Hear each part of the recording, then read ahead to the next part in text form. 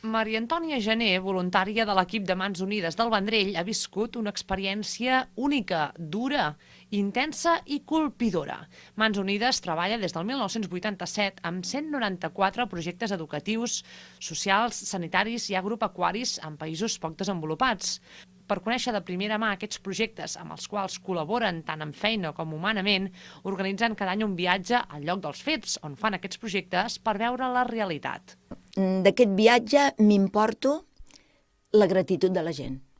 Sí, al veure que amb els pocs diners que a vegades té un projecte, perquè els projectes, vull dir, sempre és quan ells envien les seves propostes, anomenem els socis locals, no? Sempre són coses que han de ser entre 1 i 2 anys, vale? I les quantitats exactes i tot. I llavors veus, doncs, no sé, amb 40.000 euros poder fer un internat. I jo em vaig quedar parada perquè em pensava el que vaig veure, que era com si diguéssim que els tenien allí abans no féssim l'internat.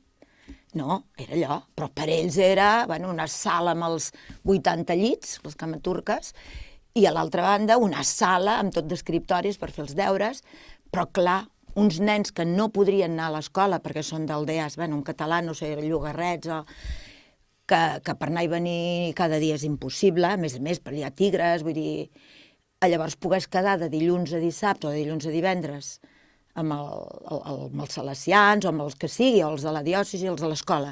Clar, per ells és... i te n'adones. I llavors la gratitud. O sigui, l'agraïment el vam tenir nosaltres.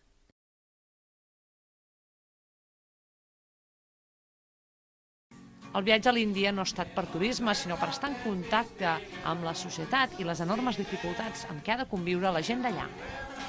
No és de plaer en el sentit del que la gent es consideri un viatge. Hi ha gent que també quan fa viatges que van a visitar coses, doncs diuen, arribem cansats, no? Perquè vols veure molt. Doncs així, no? Llevar-nos a les 5 del matí, agafar un cotxe i haver de fer 3 hores i mitja o 4 a la Índia és... Jo la defineixo, el que he vist, 2 estats, del nord-est, caos, soroll, brutícia i pobresa. Això és el que vam... I si baixem a Calcuta, misèria. Llavors, esclar, les carreteres ells van, trobes una vaca allà al mig, o una cabra, o un d'una bicicleta. Llavors, clar, dius, és cansat, però anem a visitar les coses molt llunyanes, no? Llavors, a l'estat de Assam vam anar a visitar 9 projectes, 9, en 4 dies, 5, perdó. I a l'estat de West Bengal, que és Calcuta, doncs en vam anar a visitar 3 i de torna ens en van fer visitar un. Volien que el visitéssim.